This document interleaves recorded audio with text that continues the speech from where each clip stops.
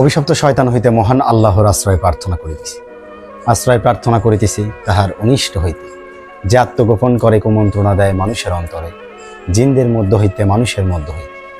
হে দয়াময়, তুমি আমাদেরকে আশ্রয় দান করো তোমার সৃষ্টির সকল কিছুর অনিষ্ট। দয়াময়, করুণাময়, পরম দয়ালু মহান সৃষ্টিকর্তার নামে শুরু করিতেছি। সম্মানিত ভিউয়ার্স, আপনারা যে যেখান থেকে দেখছেন বা শুনছেন, আপনাদের সকলের প্রতি মহান সৃষ্টিকর্তার বিশেষ দয়া ও অনুগ্রহ বর্ষিত। আশা করি ভালো আছেন, সুস্থ আছেন ও সুন্দর আছেন। যারা আমার এই ভিডিওটি দেখছেন শেষ পর্যন্ত দেখবেন। আশা করি আপনাদেরকে এই ভিডিওর মাধ্যমে নতুন দিগন্তে পৌঁছে যাবে। আল্লাহ আমাদেরকে মহাগ্রন্থ আল কোরআন দিয়েছে। এই কোরআনকে কতটুকু কিভাবে সম্মান, ভালোবাসা, শ্রদ্ধা দেখাতে হবে বা তার প্রতি আপনাকে মন মানসিকতা অগ্রগামী করতে হবে, সে বিষয়টি আমরা কথা বলবো একটু কোরআনের আয়াত থেকে। আল্লাহ সূরা আল বাকারার 146 নম্বর আয়াতে বলেছে, যাদেরকে আমি কিতাব দিয়েছি তারা তাকে চেনে সেই রূপ যেই রূপ তারা চেনে তাদের সন্তানদের। তাহলে আল্লাহ এখানে বললেন এই সূরা বাকারার 146 নম্বর আয়াতে, আল্লাহ যাদেরকে এই গ্রন্থ দিয়েছে বা এই কিতাব দিয়েছে, এই কিতাব কি? এই কোরআন। এই কোরআন যাদের মধ্যে আছে বা রয়েছে, দিয়েছে, তারা যেন এই কোরআনকে ঠিক ততরূপই চিনবে যতটুকু আপনি আপনার সন্তানকে স্নেহ, ভালোবাসা, আদর, মহব্বত এগুলো করেন, ঠিক তদরূপে আপনাকে এই কোরআনের প্রতি মনোনিবেশ হতে হবে, ভালোবাসতে হবে, কোরআন পড়তে হবে। কেন? কারণ সন্তানের সঙ্গে আপনাকে উদাহরণ দিয়েছে, কারণ আপনি আপনার সন্তানের প্রতি দুর্বল। আমরা প্রত্যেকটি গার্জিয়ান বা অভিভাবক রয়েছি যারা আমাদের সন্তানদেরকে আমরা খুব ভালোবাসি, পছন্দ করি, স্নেহ করি, আদর করি, তাদের যে আবদার তা আমরা পূর্ণ করি। তাহলে কোরআনের আবদার কি?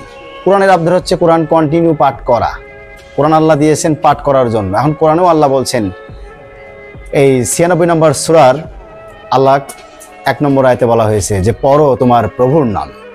তাহলে আল্লাহ কোরআনকে দিয়েছেন কেন? পড়ার জন্য। আমি কোরআন পড়ব কেন? বোঝার জন্য, জানার জন্য এবং মানার জন্য।